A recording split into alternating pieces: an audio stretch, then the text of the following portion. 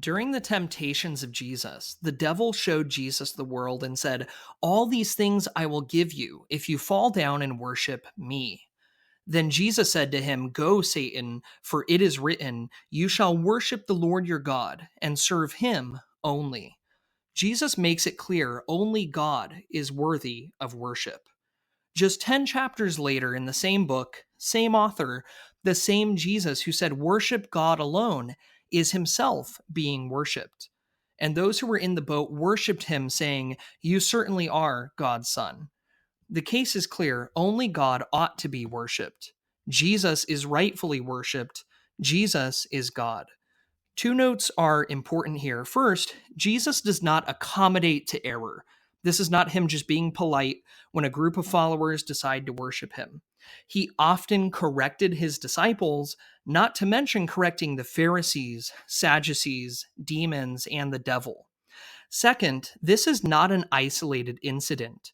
Jesus is rightfully worshiped throughout the New Testament. Here are 5 more short examples. Matthew 28:9, "And behold, Jesus met them and greeted them, and they came up and took hold of his feet and worshiped him." Luke 24:51 and 52, "While he was blessing them, he parted from them and was carried up into heaven. And they, after worshiping him, returned to Jerusalem with great joy." John 9:38, "And he said, 'Lord, I believe,' and he worshiped him." Hebrews 1:6, "And let all the angels of God worship him." Philippians 2:10 through 11, "So that at the name of Jesus every knee will bow, of those who are in heaven and on earth and under the earth, and that every tongue will confess that Jesus Christ is Lord, to the glory of God the Father." In contrast with Jesus receiving worship, we find multiple examples where worship is not received because the individual knows that it is only right to worship God. In chapters 19 and 22 of the book of Revelation, John falls down to worship an angel, and both times the angel stops him and tells him to worship God. In the same book that an angel repeatedly tells John to only worship God, we see Jesus being worshiped. Revelation 5:14 says, "And the elders fell down and worshiped." Similarly, in Acts 10, a man tries to worship Peter, and Peter stops him and tells him, "I'm only a man." Jesus, Peter, and the angels all agree only God is to be worshiped.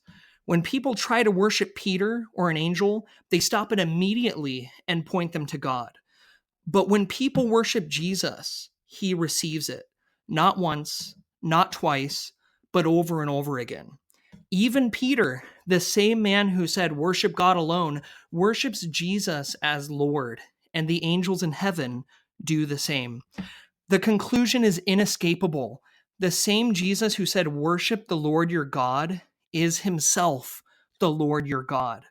Jesus is the Son of God. Jesus is God the Son, worthy of all honor, glory, and worship.